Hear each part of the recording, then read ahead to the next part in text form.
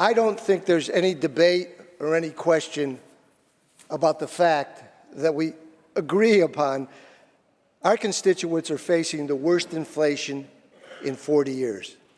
Their purchasing power for every dollar, whether they're on a fixed income, a pension, Social Security, their salaries, whether it's for groceries, whether it's for paying their home heating bills, purchasing a vehicle, used or new, building a house, lumber, the cost for the products to build a house. But I think you'll agree that the number one concern we've heard, in not just the past week, not just the past couple weeks, not 2 or 3 months, for 6, 7, or 8 months, as inflation began to rise, it seemed like every single day at the gas pump, our constituents have been asking us, and the people you sitting here on this side of the aisle have been responding to them.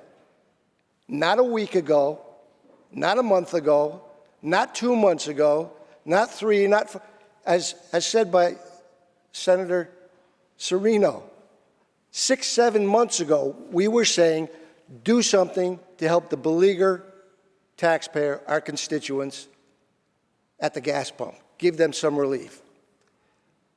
My colleagues on the other side of the aisle, I believe, and let me tell you, I appreciate the fact that you have listened to us finally as we've cajoled you over the months and advocated for them, and your constituents have called you, and they were angry at you, and they were angry at us.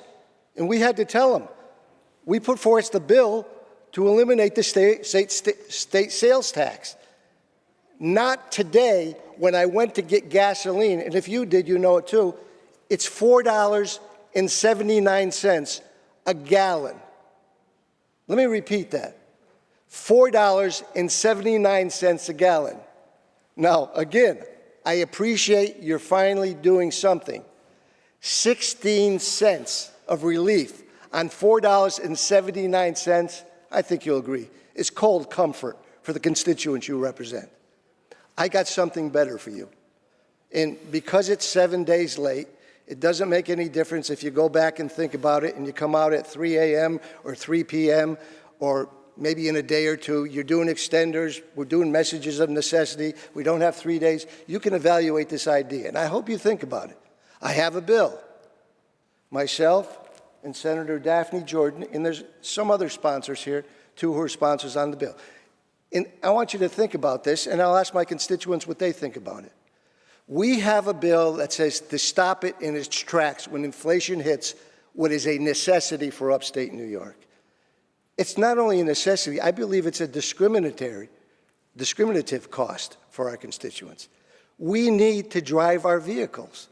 We use them to go to work. We don't get on subways. We don't have the mass transit levels or public transportation. We got to get our kids to the doctors. We got to get our family to doctors, recreational things. We shop with it. We use our vehicles. It's kind of a wealth thing, too, because wealthy people can probably pay $4 or $5 or $6 at the pump. Those who are just making ends meet have some problems. Our bill says don't wait till it's $4.79 a gallon at the pump and give them 16 cents off. Our bill says at $2.25, as the gas cost goes up from there, begin to index the state sales tax with the cost of a gallon of gasoline going up. So as the gallon of gasoline goes up, they begin to reduce the sales tax in New York State. When it gets to $3, which I believe is prohibitive, I don't think $4 is the place where, or $4.20 is where we should start thinking about helping the beleaguered taxpayer. When it gets to $3, the 36 cents is off. You see the difference? We start helping them out at $2.25. At $3, it's 36 cents off a gallon, and it stays in place, unlike your bill, which on December 31st, when this suspension is gone, it could be $8 a gallon. And then on the 31st, are you going to call us in and say, it's $8 a gallon, we got to suspend it another 16 cents? Our bill doesn't do that. The suspension stays in place after it's $3 and up to whatever it becomes. When it comes back down to 3 or lower, it indexes it back down to $2.25, then it's fully back in place. So on the way up to $3, you're still giving some money to the infrastructure. And by the way, it says it fully goes to the infrastructure. Don't you think that makes more sense?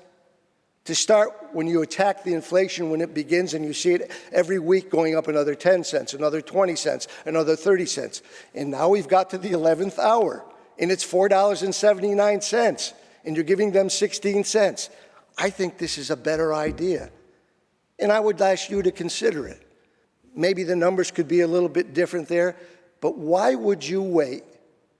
And I know we've been working on you pretty hard through our constituents because they've been working on us.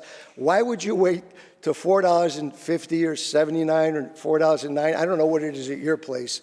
I was talking to somebody in there and it was over $6 where they live. Why would we wait till there to give them 16 cents off? I mean, I appreciate it. You finally did something, but I think attacking it when it starts and saying, well, if it only gets to 230, you're not taking that much off, but it's not that high either. When it gets to 240, you're starting to take more off. When it gets to 250, when it gets to $3, fully suspended. So the difference is this is something you don't ever have to come back to and argue about it. I think most of you would agree in your constituents if you said, do you like paying $3 for a gallon of gasoline? Do you think that's appropriate? They say $3 is enough. They probably say $2.50 is enough. I know if I said $1.50 or a dollar, we couldn't do that right now. I'd love to find a different way to get revenue for the infrastructure because I do think those taxes on a gallon of gasoline for the drivers in upstate New York is discriminatory. But I think that's a much better approach than waiting to where we are right now, $4.79, 16 cents. Please, take a look at that. It's a safety net. It attacks inflation when it starts. I appreciate you giving me the time, Mr. President, and for my colleagues. Thank you very much.